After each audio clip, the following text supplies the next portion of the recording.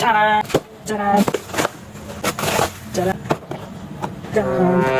Ito pala ang speaker mga busing, na hindi lang mismo speaker, meron namang kasamang tweeter mga busing. Ito yung tweeter na nakalagay sa imabaw ng kanyang speaker. Napakaganda nito mga busing, makapal lang spider na ginamit.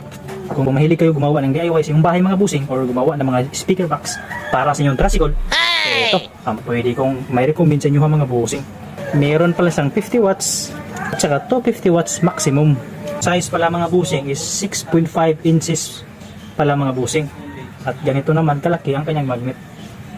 So kung bibili kayo sa TikTok mga busing sa halagang 300 plus, meron ka ng dalawang speaker na ganito.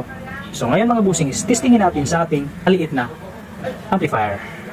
So ayan mga busing, naka-ready na ito para ating testingin. This is DJ Jigsaw Remix.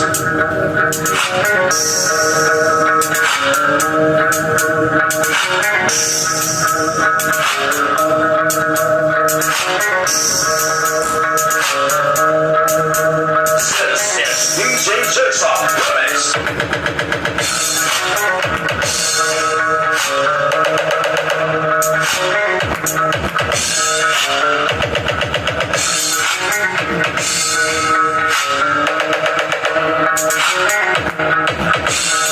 So baka trip ninyo ang dalawang speaker nito mga busing at gusto ninyong ilagay sa inyong tricycle or sa inyong bahay, or gusto niyo mag-DIY, ilagay ko lang sa yellow basket sa baba mga busing.